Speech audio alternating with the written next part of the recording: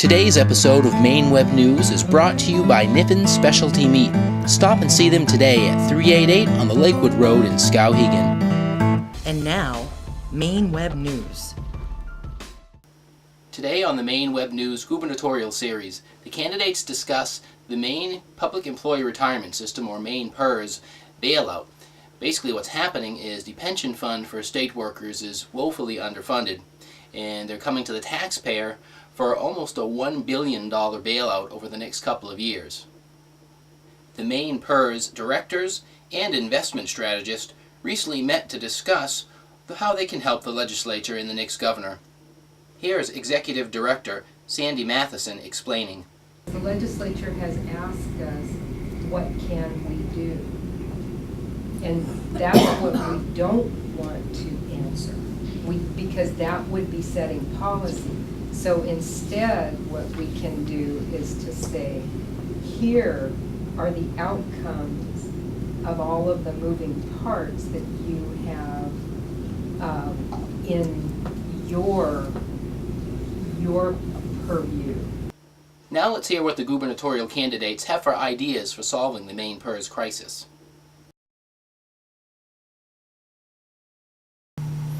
What can a governor do, if anything, to help out with the Maine retirement system pension crisis? Well, frankly, we are looking at it right now. We have two of my opponents in the primaries, Senator Peter Mills and Bruce Poliquin, that are both looking at it, and both of them are very experienced in those areas. The bottom line is, the people who work for the state were signed on with a certain program, and we have to do everything in our power to honor our commitment to the state employees. And I firmly believe that, and the last thing that we would ever do is to change the state employee system. But I do believe that going forward, in people that are be hired in the future, that we need to change the system, because the way we're set up now, it's not sustainable for the long term. So we need to have instead of a defined pension plan, we need to go to a more contribution type system, like a 401k system, or even, combination of Social Security and 401k, or maybe even a state retirement, but have some limits and not give away the farm. The benefits are very rich. We're at 1.3 million people in the state of Maine. We're taxed already to one of the highest in the country, so we just can't sustain it. We have a deficit. We have to make it up. Now, the deficit's caused by two things.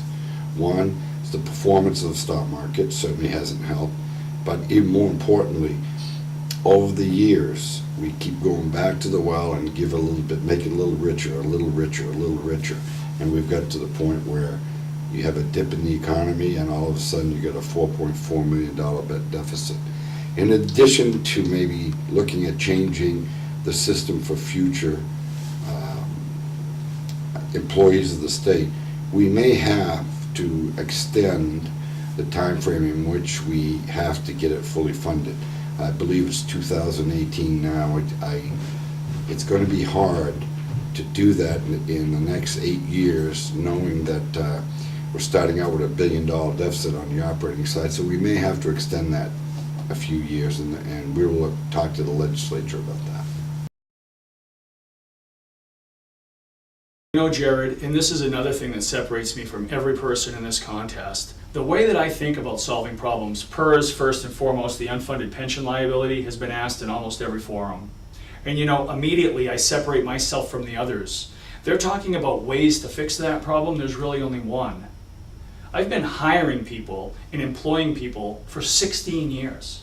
12 of those in my own high-tech engineering placement business. I know a thing or two about payroll and benefits. The way you solve that problem is you isolate it. We can no longer hire new state workers onto a pension and benefits package that's an unfunded liability. Why would you do that? So my plan that I've thought about is working with the State Workers Union, working with those members that are state employees that want to move in a different direction when they're new hire. We can get inclusionary, we can solve the problem. It's inexcusable to continue to hire people into a broken model. So the thought that I've given is we start making all of our new hires on a benefits and employment package that we know is sustainable in the long run. We start looking at investments that are not risky Wall Street derivative and stock option type investments. Those are the things that have hurt that pension fund, not to mention dipping into it in a past administration, which was a Republican administration.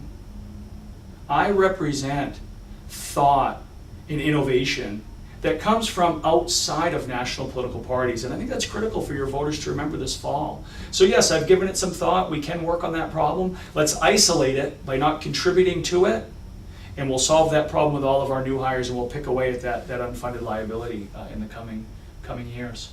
Sounds like you have some interesting ideas. So would you say part of that, should they be giving a guarantee to these new workers? Oh, As to what no. their benefits will be? No, I mean, if we're really going to get into it, look, I need to get together with a lot of people and we need to do a lot of thinking on this. What I don't seek to do is impose onto a current worker. If you've been working in the state of Maine for 1 day or 1 week or 1 year or 10, I don't want us coming in saying, you're now shuffling over to this benefits package. We're now taking something away from you. That's not how you get things done. It's a lot easier to bring people in, new hires. And there's a lot of attrition, and there's a lot of layoff, and we know there's redundancy. There are a lot of positions right now that are open requirements for hiring at the state level that haven't been hired and won't be hired. Get rid of those, take them off the books. It doesn't do our human resource organization or our budgeting model any good to assume we're gonna hire another 2,000 people when we know we're not, but they're built into the pie. So yes, what I'm saying is, get together, new hires on a new system.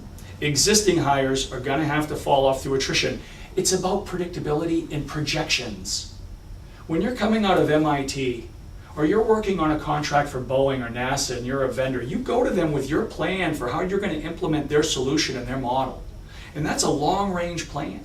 And that's what they award those contracts on. Not what you're doing today, but what you're doing today and where you're going to be 5 and 10 years from now. Who wants to come to the state of Maine and open a corporation up and get a business going when they don't know what kind of tax is going to be levied to pay off that PERS problem?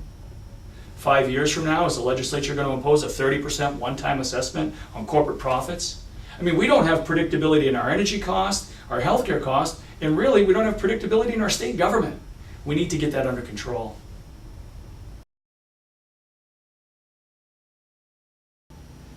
I think I understand the pension system in a different light, private sector, because we don't have a union or organized labor here at Moody's.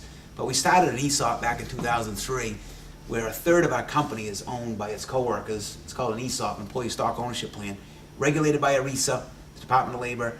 And I can assure you that our investment, I'm the fiduciary of that trust. So if our investment portfolio isn't in sync with what a comprehensive, diverse portfolio should be for a pension or retirement, is much different than you individually invest in the stock market or gold or commodities. It's very conservative and it's very heavily regulated.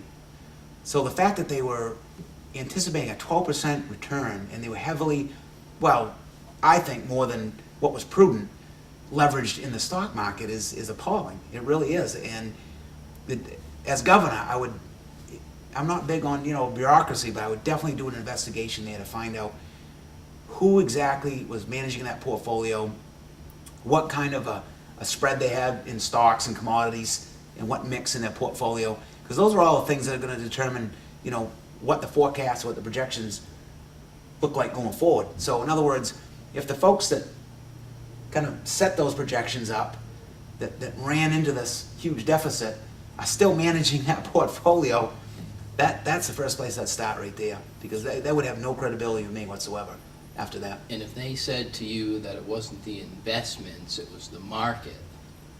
That's where you get your blend. That's what an investor, a financial advisor, investors do, is they look at the mix, and depending on it's risk, how risky of an investment portfolio should you have or could you have in a retirement trust? It's got to be minimal risk, if no risk. And from what I can gather, again, I'm not privy to all of the details of the portfolio, but I'm sensing that it was it was aggressive, you know? So you don't buy the rationale that everybody was wrong, so therefore nobody was wrong. Yeah, no, I think, you know, it all boils down to, let me put it this way, I know for a fact, if I was managing our retirement like theirs had been managed, the Department of Labor would be on me as a fiduciary and it would be holding me personally responsible. So you know, you can go to jail for mismanaging, and rightly so. You know, everyone's put their faith and trust in you to look out for their future, and they don't want to wake up at 62 and say, "Where's my money?" You know. So when you're the fiduciary of a trust, there's an incredible amount of responsibility there and financial prudence. So I don't have a lot of. I'm not very understanding or.